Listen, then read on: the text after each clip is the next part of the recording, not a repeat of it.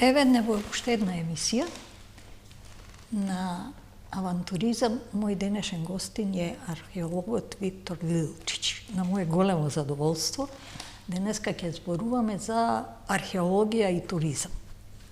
Виктор, кажи ни првично како дојде до тоа да се бавиш со археологија.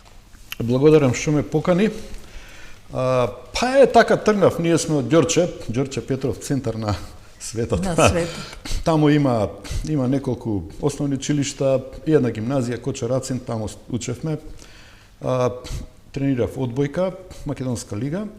На факултетот запишав историја на уметност, тоа беше препорака од тетка ми, Љубинка Софрониевска. Меѓутоа таму го открив Иван Микулчич. Видите, напредувањето на човечките заедници се движи преку големите, да речам, ерудити, големите умови, посветени на професиите. И таков беше професорот Иван Микулчич, значи тој не дочека. Во прва година бевме така малку и касно доцнеше факултетот, филозофскиот факултет, со почетокот на работите и рече така една реченица што засекува што станува во мислите, во умот. Колеги драги, каде бевте цело лето? Па јас ве чекав.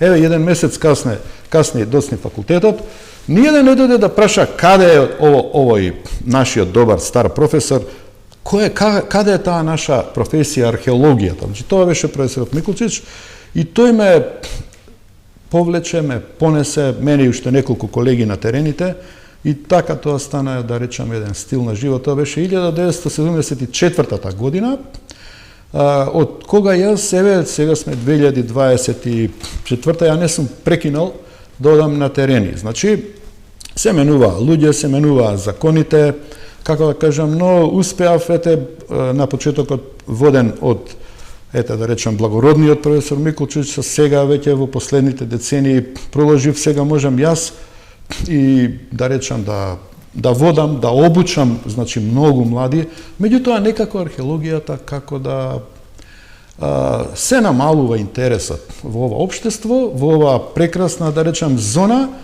земја, Република Македонија, која е натопена, длабоко натопена со да речам предисториските, античките и средновековните културни хоризонти и од неа би можеле, како што се проценува, огромни средства финансиски да заработуваат тукашните човечки заедници, нели општинските човечките заедници.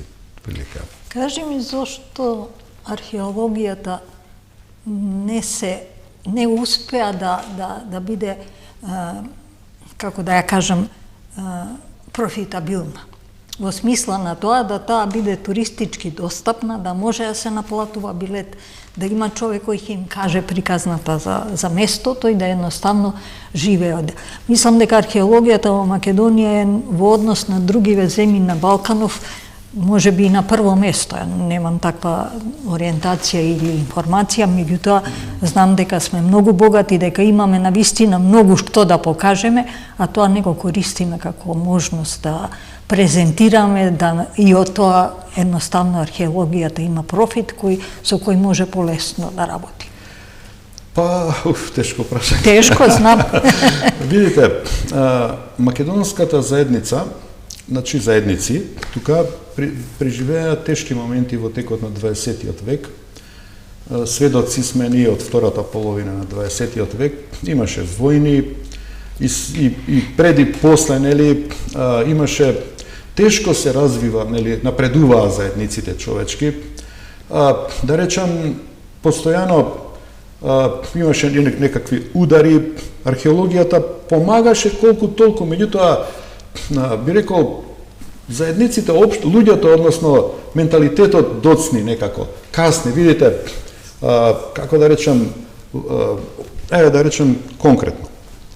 Собственици на археолошките локалитети се општините. Тоа мора да секој човек да го знае. Значи, археолошките локалитети, собственици, менаџери се самите општини. Во чии опфат се локалитетите. Што значи ова? Дека општините, општинските управи, управните органи, советниците за култура, јас одамна така и тоа го пуштив онака кажа во медиумите, сега тоа никад не се усвои.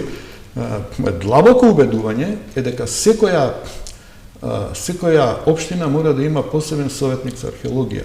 Значи, не може еден советник за култура да покрива археологија, што неа ни разбира, знаеме кои се тие профили, како дошле, значи тоа може да се секакви, најмалку има археолози, како советници за култура. А се работи како што нашата археологија до сега документирала, па неколку десетици илјади археолошки локалитети, од кои да речам само, јас сум малку повеќе познавач на антиката, само од времето на античките цивилизации во Македонија има некаде околу 1000 стари градови и тврдини, горе-доле тука негде, имам документирано 800, над 800 сум сега моментално, за сиве овие години. Значи, сега кажам, општината мора да се грижи за заштитата, значи одбраната на локалитетот од секакви дејствија, природни, катастрофи, илегални, човечки фактор, нели? Треба да се грижи за да прибира луѓе, да вика значи за истражувањето, откривањето, за истражувањето, се фокусира, уствари, не може на сите локалитети, ама треба да одбере, например, да се фокусира барем на 1 до 2, можеби 3 археолошки локалитети, што би може да кажеме дека се фаворити за развојот на таа општинска заедница, позначени, нели, и за нивна афирмација, како во рамките на општината, така и надвор од општината, нели, пред јавноста на Македонија и пред целиот свет, значи. Тоа е нешто што кај нас недостасува, значи, едноставно археологијата е препуштена на некоја, на нас археолозите, а ние, што да речам сега, работиме, мислам дека се трудиме максимално колку што можеме, но некако за последните, за овие сите децении од после 45-та, нели?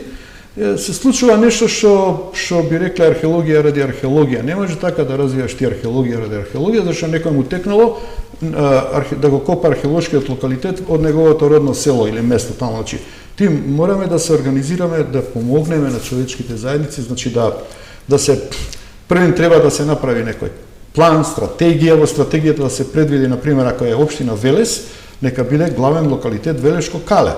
Што се случува со Велешко Кале? Па ете, видите, поради оној закон дека на археолозите од музеот во Велес не им следуваат дневници, ако работат поблиску од 30 километри, нели?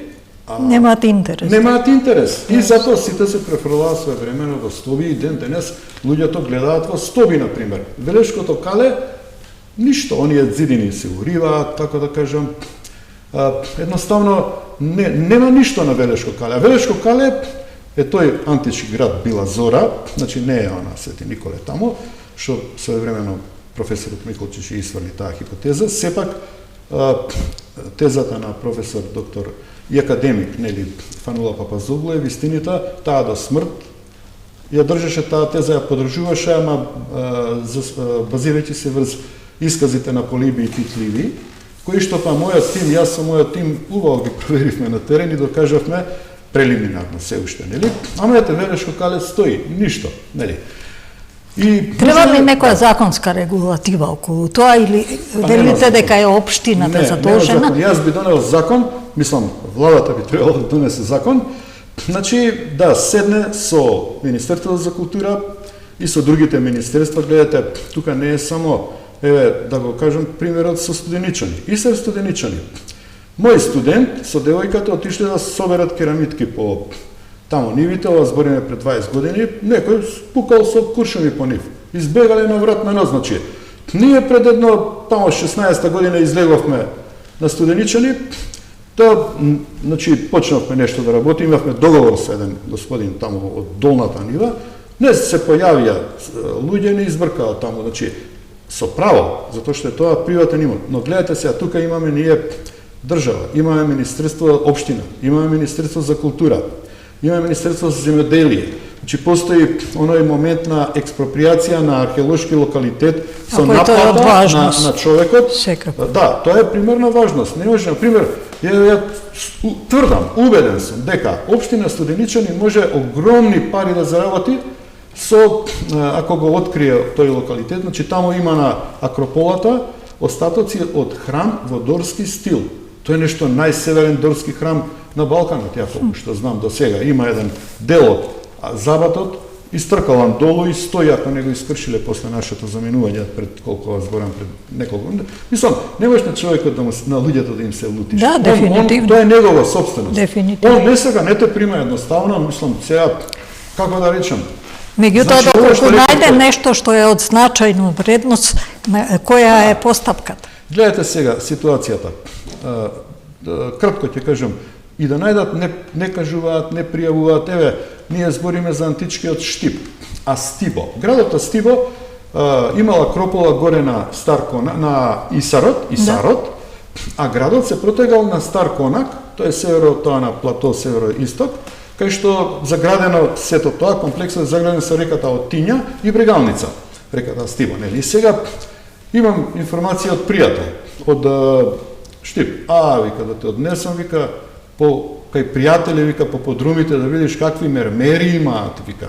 Ама никој, вика, сите ќутат, затоа што, вика, се плашат, ако покажат им го одземат. Нема да им го одземат. Меѓутоа, како да речам, че државата треба да направи некаква, како да речам, стратегија на замена на земјишта, откуп, нели, примерен, кај што, да речеме, може, какви проблеми имавме со Охрид, например, градот Лихнидос, едноставно луѓето си изградиле врз градот куќи, или, например, Варош, Прилеп, античкиот град, Керамија, вајда, не знам, че, мислам дека, пак ќе речам, не можеш на луѓето да им се лутиш, но треба да направиш некоја така стратегија, класификација, законите се позитивни, например, ама треба малку да се повеќе да се работи, нели, да се, како што реклав.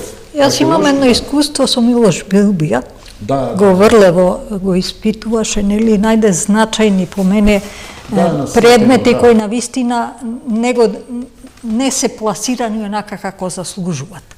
Од друга страна, знам дека целото тоа поле тамо исто во приватни раце и дека тој многу еден мал дел, имав можност да видам, испитуваше и најде такви значајни артефакти кои едноставно по мене Адам е нешто што треба да не представува во светот.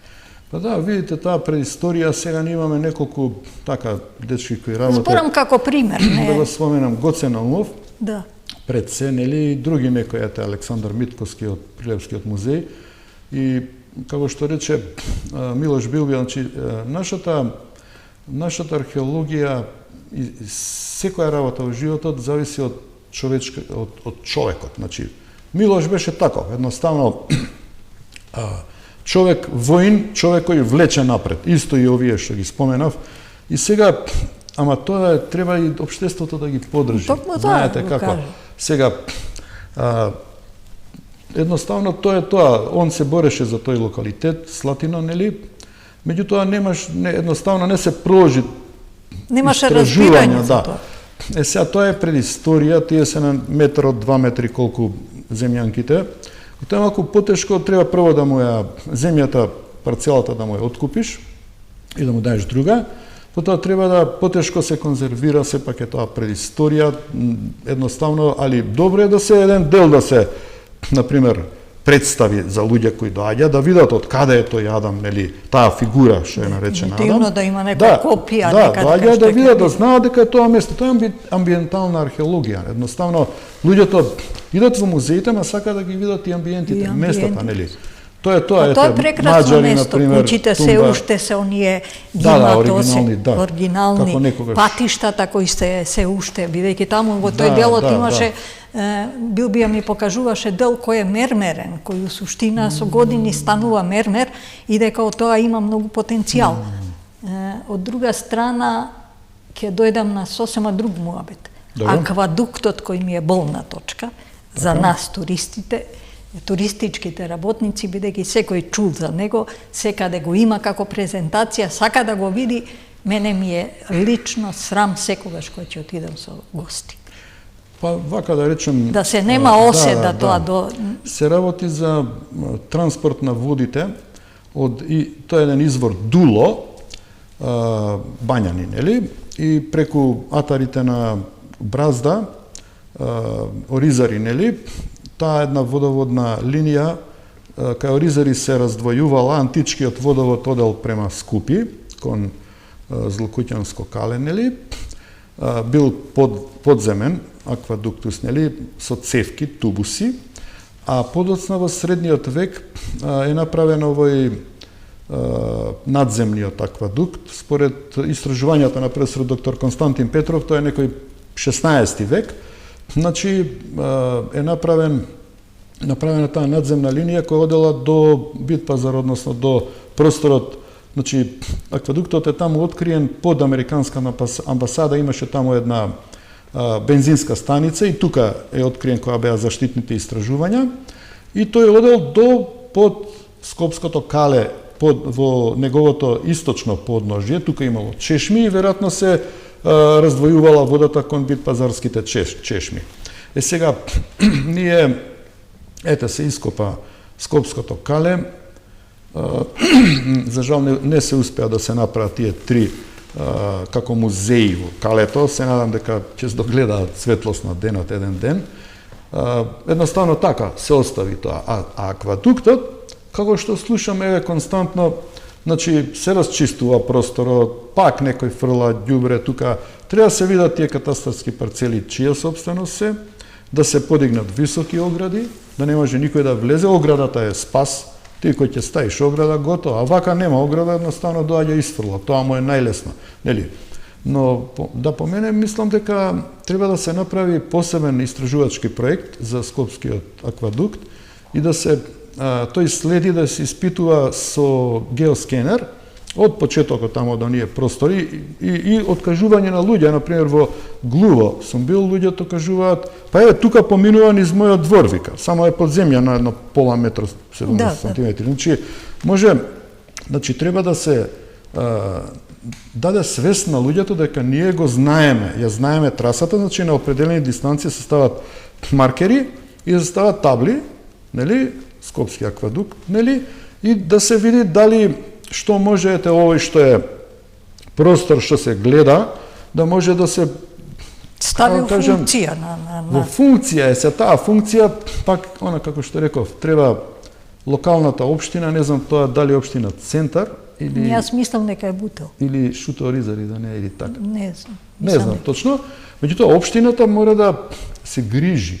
Знаете како, пак ќе речам, за све мора да внимаваат општини. Општините мора да имаат будно око за тоа што се случува во нивната територија.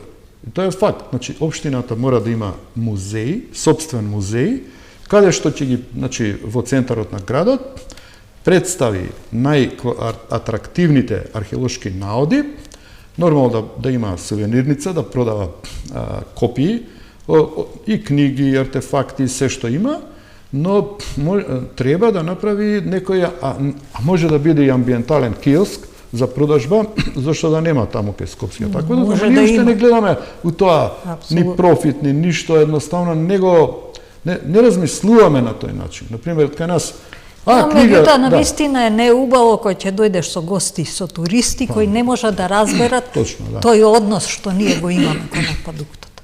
Луѓето на запад, од запад се чудат. Да го има, тоа би правеле од него атракција. Атракција би направиле, да. Друга некоја дестинација, знам дека работевте на Матка, мене ми е Матка болна точка. Ние не успеавме Матка да ја направиме атрактивна туристички. Она што е со чамците и она што е сега се случува е далеко од тоа што навистина Матка треба да биде и представува. Марковите кули горе по мене би биле нешто на некоја друго место или во некоја друга држава, нешто што би било атрактивно и се случувало настани секој ден.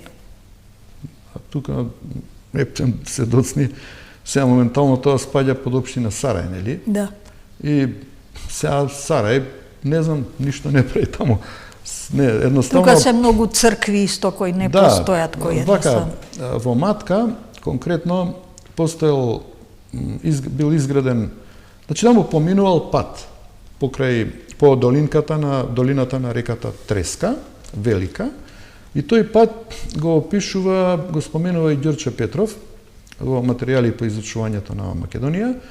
Тој пат предизвикал потреба од негова контрола и постоеле контроли, да речеме, ако се одјава од Скопје на југ, низводно, нели, имате на почетокот уште она голема пешт меѓу Глумово и Горна Матка, нели, тука едно мало ридче, со многу војска била стационирана во 3-тиот век, до втора половина. После тоа, кога ќе дојдете до самиот Теснец, од десно горе е Марковиот град, значи една јака, силна, доцна античка тврдина, значи некаде 4 до 6 век, која подоцна била утврдена уште еднаш во средниот век. Значи, Андреја го поставил, односно крали Марко го поставил Бојко, тој му бил како кефалија на таа тврдина, тука изградиле црква посветена на Света Недела, исто за контрола на патот, а долу Андреја изградил, нели, оној манастир Свети Андреја, а од спротивната страна е оној црквата Свети Никола во Нир, исто така изградена врз еден доцна антички, наредно исто 4 до 6 век кастел, за контрола на Теснецот Матка. А понатамо веќе неколку километри, кај што сега е ова браната, нели, Козјак, на западната страна на Ридот, Ридот се вика врв Брикулј. Да. Брикул, село Лукојица. Значи, тамо документиравме една многу јака тврдина, која што екзистирала некаде од 3 до 6 век и била некаква царинска гранична тврдина помеѓу две провинции доцна антички, доцна римски, нели? А понатаму уште кога ќе дојдете до Здуње, сега е тоа потопено, селото, значи, на источниот брег е Градец. Значи, исто, таа Градец тука има како најстара фаза една античка, најверојатно македонска поседа, античка македонска тврдина, која што после тоа била утврдувана, односно ревитализирана, држена, се до некаде до 6-тиот век. Не сеќавам за среден век дека откривме некој наод, а тоа е стратегиско место каде што, например, се раздвојувал патот од главната линија долж долината на реката Треска, нели, по онаа Оча река, па нагоре за Пуста Брезница, значи, тоа е и понатаму веќе се тврдините во Порече, и тоа е, како да кажам, една фантастична, да речам, приказна, може да се археолошко-туристичка магистрала, кај што би се вклучиле општина Сарај, општина Желино, општина Македонски Брод. Значи, тие три општини можат да направат чудо, значи, таму е малку погоре од Лукојица е она Седларево, сега го викаат Саларево, под општина Желино. Не, ова зборам уште на почетокот, се работи за една, значи, како да речам, мала тврдинка во 6 век изградена, се викаше Кале Кодранаљт, Ридот е Кодранаљт, високо брдо во превод од албански, али одма подоле тоа Кале Јасики, така, Кале Јасики, троребрести стрелици аварски, значи била освоена тврдината, 6 век. Сега ова што велите пешти, тоа е веќе таму кај Девич, тоа е Девини кули и повнатре Локвица, под Локвица, село Локвица спаѓа, тоа е ова голема пешт, нели, со внатрешен оној огромен зид, што била на некој начин рефугиум, збег за жителите на Девини кули да се повлечат, додека помине некој навала, некоја варвари, например, па пак да излезе сепак. И они проценувале, не останувал никој во тие места. Се извинам, јас Ама целиот тој регион плаче за една туристичка варијанта која едноставно може да живее буквално секој ден.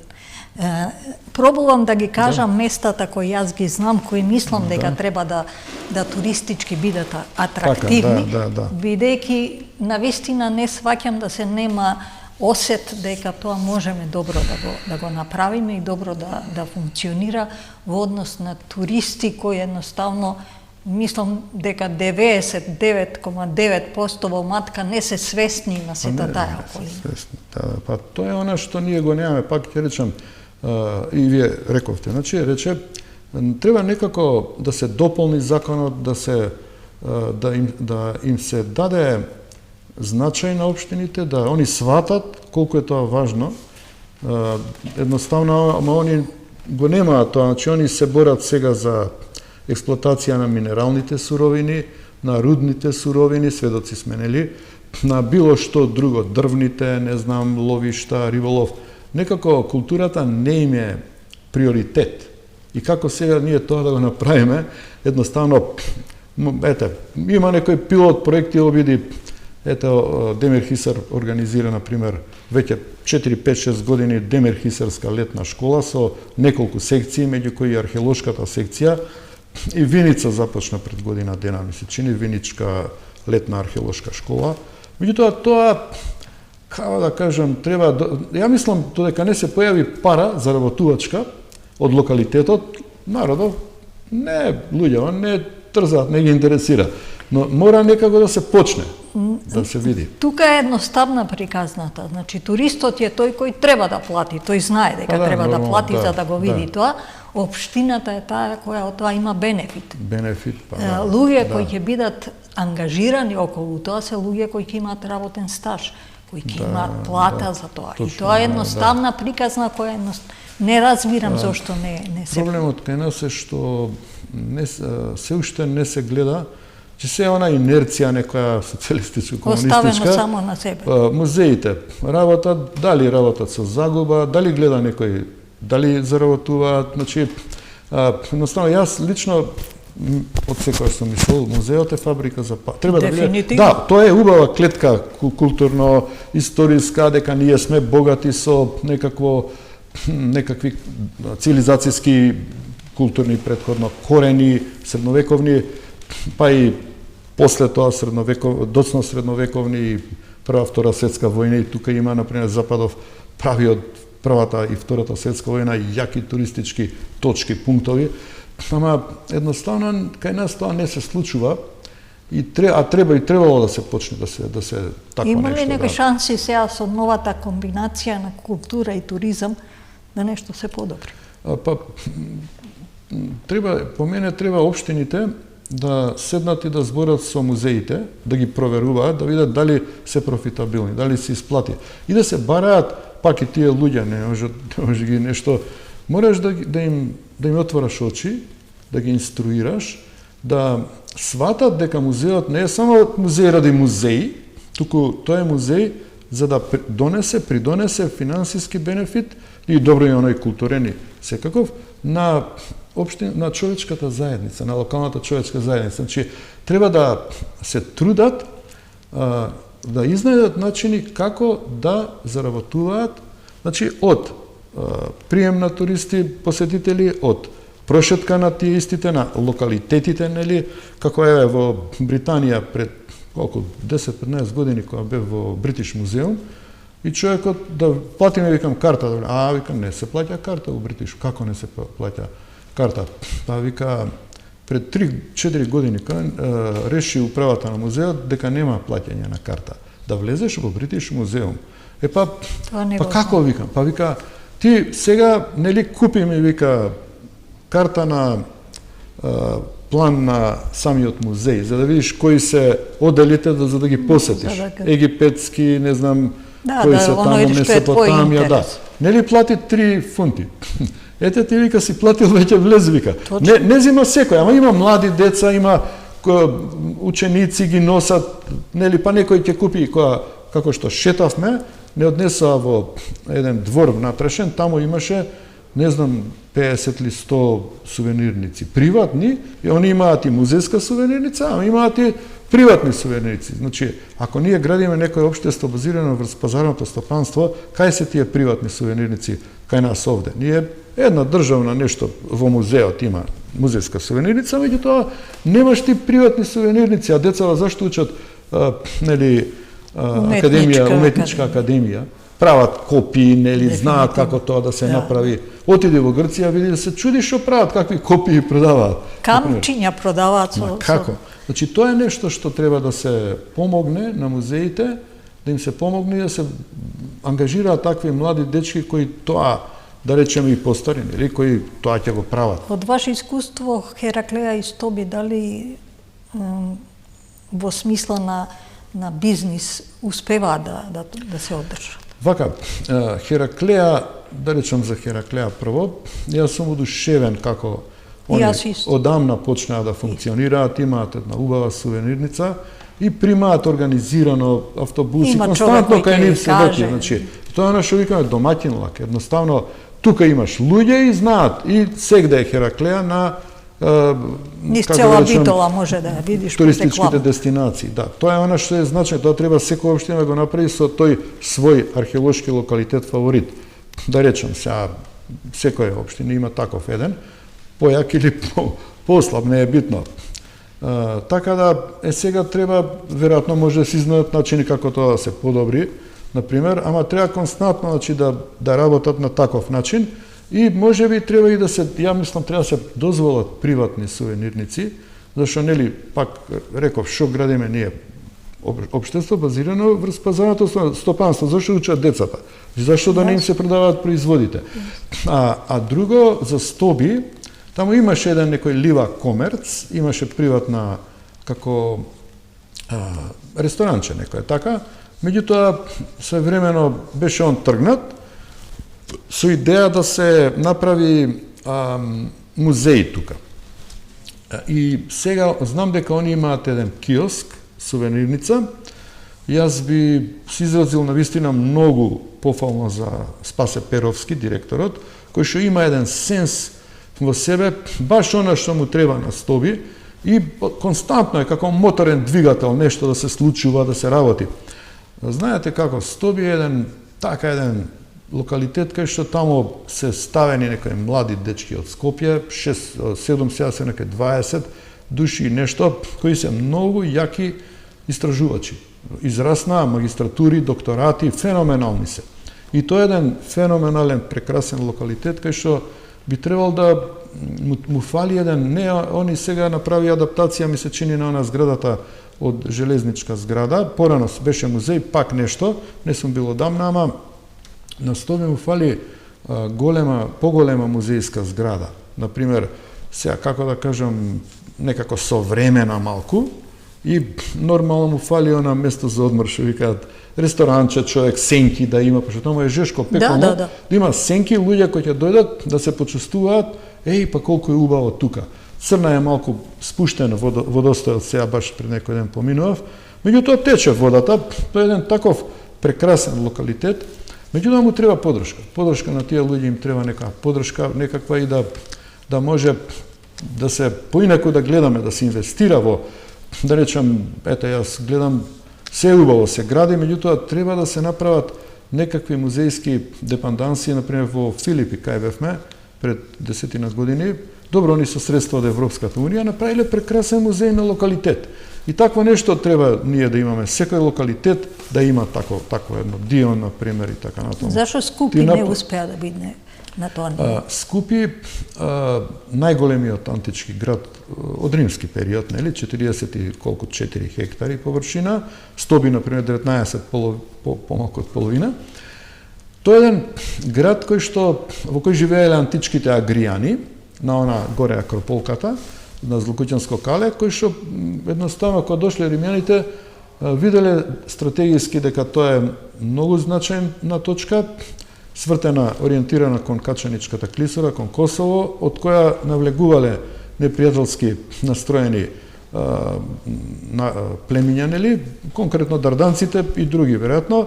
И сега они сватиле дека мора на тоа место, ако сака да продолжат на север, а они едноставно експандирале, да направат, стационирале преми војска, направиле еден каструм, и тој каструм 2 легии, после тоа, кога се смириле ситуацијата со дарданците, сватиле колку сребро има таму во Дарданија, сватиле колку им е значајно тоа сребро, и они тука го претвориле Скопје во цивилен град, му дале статус колонија, не муниципиум, колонија значи населиле своји лојални, предвремено пензионирале една легија тамо Клавдиева, 7 Клавдиева, и за да може војник да брани ако треба нешто. Меѓутоа, они со она Белум Дарданикум, на Гај Скрибони и Курион, 75-73 пред Христа, значи ги смириле дарданците, така да преземале го зазале Косово и после отишле нели до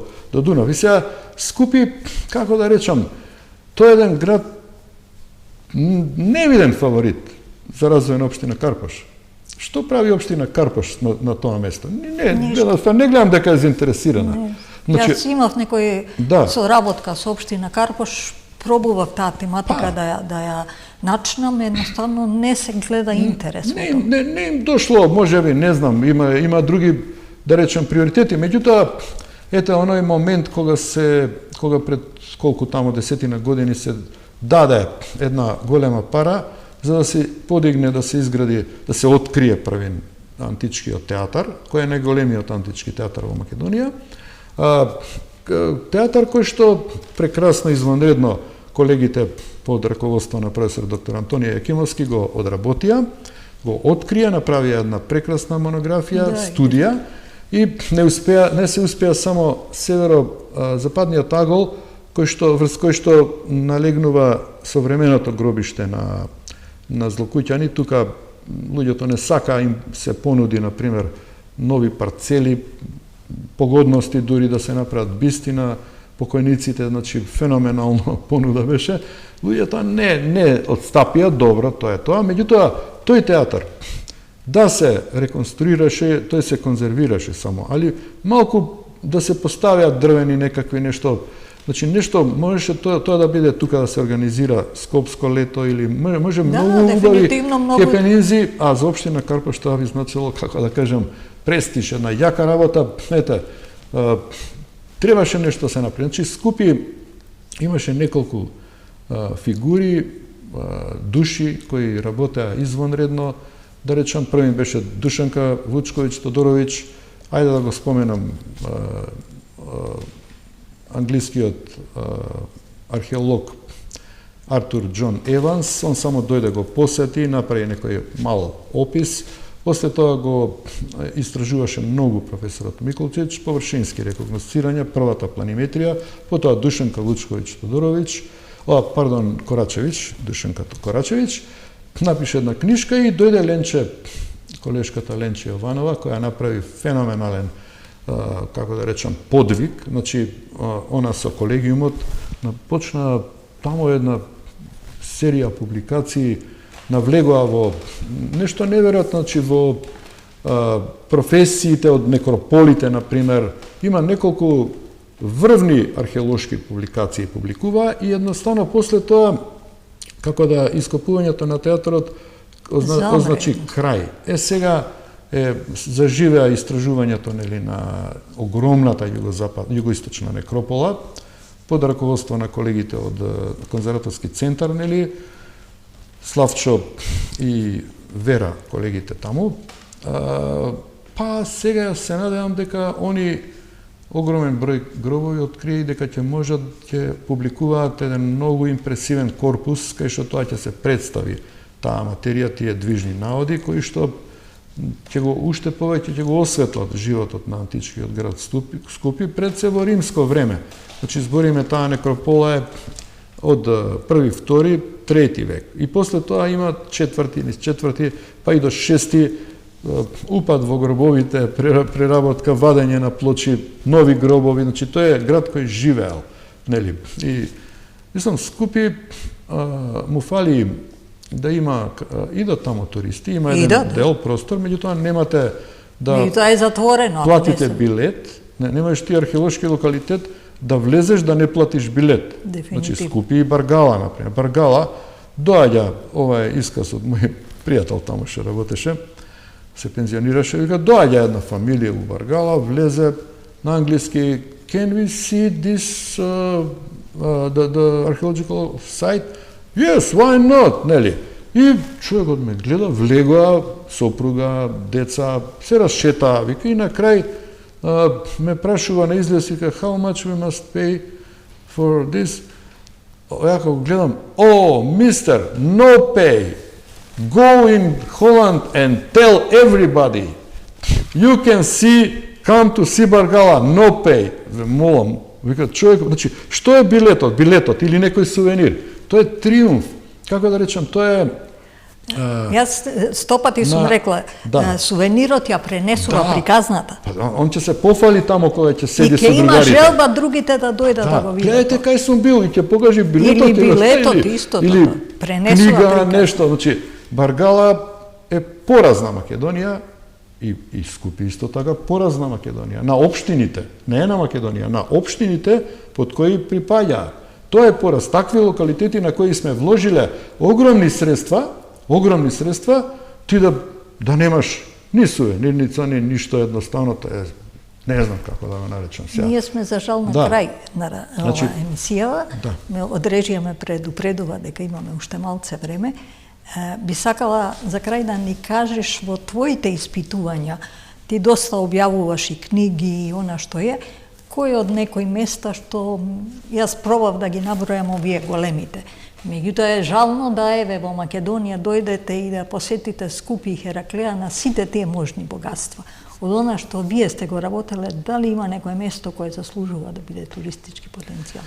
Па да, има многу. Јас ги истражував старите градови и тврдини, дојдов до бројка од околу 800, нешто над 800 и да речам, има некакви фантастични, феноменални точки. Еве, во прв ред ќе кажам оваа линија на висока, највисокиот врв на Селечка планина, каде што откривме градче, нели, на 1472 метри, со акропола, со ограда околу, одбранбен зид, 350 метри должина, на 80, таму 90, фантастичен поглед на цела Пелагонија, ти турист таму да однесеш, да го види она, па ќе падне во несвест. Дефинитивно. А колку молевме тогаш, предходниот градоначалник, не знам, предходните тамо што беа, да ако може патче некој на нас археолозите да ни направи, има тамо околу 6-7 километри да се просече, може.